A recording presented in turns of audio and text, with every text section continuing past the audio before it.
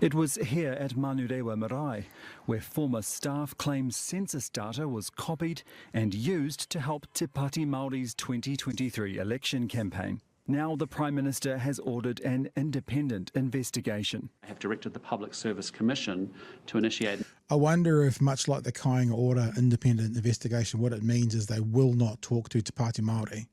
Remember that? That was when they had that independent, and it was described by, I think, by the Bish as independence, meaning we won't be talking to Kāinga Order. So I wonder if this independence one will be making sure they have nothing to do with Te Pati Māori. Just being a little bit facetious there. I think the independent inquiry is a good idea because it'll straighten it out. But I am just being a bit facetious. An independent inquiry into the safeguards that government agencies had in place to protect people's personal data in the circumstances surrounding these allegations. Te Pati Māori's Takutai Tash Kemp was the chief executive of Manurewa Marae before she won the Tamaki Makaurau seat last year by just 42 votes. 4 whistleblowers who used to work. I think that's a part of it, isn't it? It was such a tight race. If there's a way that they can show, literally 50 votes were changed, that's an election. So I think that's probably a part of it because it was so, like if she had won by 8,000 votes, maybe we wouldn't be having this today, but because it was 42, then yeah. At the Marae told News Hub last week they mixed campaign material with official census documents. We hugely advocated for her by using the resources that we had. That was our job. That's what she asked us to do. 2 of the former staff also admitted copying personal census data into a Waiparaira Trust database. The trust is run by John Tamahiri, who is also the Te Pati Māori president. How many of those transfers did you do? Well over 700. The whistleblowers called for a public inquiry. Tamahiri last week said Te Pati Māori would also welcome an investigation and called the allegations frivolous. In fairness to all parties involved, if there's no truth to these allegations, that needs to be surfaced too. And if there is, we need to understand that as well and go forward from there. A separate complaint has been laid with police in which Labour alleges a phone number it believes is owned by the Waiparaira Trust sent campaign texts for Te Pati Māori without a promoter statement. It also claims the texts were sent to phone numbers the Trust collected during a COVID vaccination program. Luxon would not say how much the inquiry might cost. This is not a cost issue, this is a principled issue, which is about making sure that New Zealand people can have great trust and confidence in their institutions. A number of government agencies, including police and Stats NZ, have already announced their own investigations. But the Prime Minister says having an overarching independent inquiry is crucial. Okay, Zane, has there been actually, no, we'll have a listen. Te Pati Māori tonight?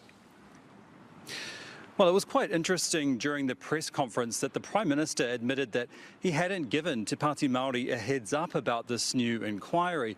So essentially the party was learning about it at the same time that we were. Christopher Luxon said everything moved quite quickly today and he just said he didn't feel a responsibility to let the party know.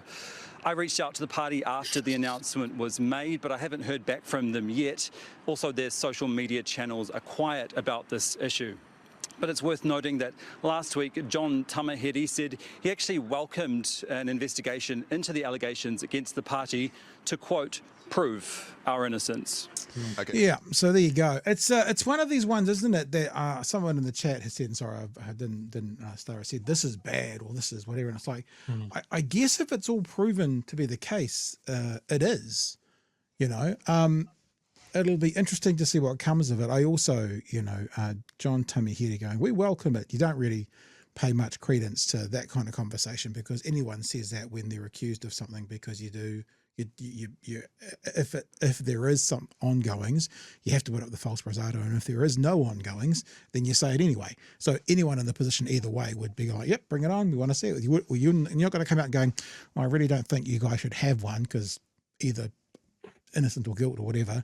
That'll be it. So I'm quite intrigued as to what not why this is potentially bad, but what advantage it gained to Pāti Māori as well. Like, have they done something technically wrong that really didn't gain them an advantage? Have they done something allegedly wrong that also gained them an advantage? What kind of advantage did it gain them and how did that impact the election? That's sort of what I'd like to try and hear out of this thing. There is an accusation in the chat. I will put it up, and I will also say no knowledge of this, accusation from and sorry, Adam, I'm calling you a rando because you can put any name up there you want in there, but so this is someone's honest held belief. We have no validity to this at the moment yet, but Adam says 4 whistleblowers are all from Destiny Church. Now, if that was the case, that adds another angle to the whole thing as well. We don't know that that's the case, but I guess going off the back of Adam's message, where are the whistleblowers from? Is there a conflict of interest there as well? So there's a lot of unknowns yet, Chewy, that we're all kind of going, well, maybe this, maybe that, could be this, could be that. But what are your thoughts, bro? Yeah. Look, I think Tamahiri saying we welcome the thing, as you said, look, it might be the only thing that he can say, but I think in this case it is the right thing for him to say. Yeah. You know,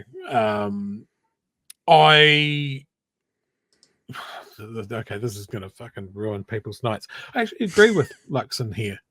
I think it. I think it is. Out. I think it is a principle of the thing sort of thing. I think there should be an investigation. I think today or this weekend we've had 3 things that really need to be looked into. You know, you've had the police announce that there's an investigation into National's candidate for New Plymouth, I think it is, with this 178,000. I lost it down the back of the seat, back of the couch cushions campaign donations. That one there.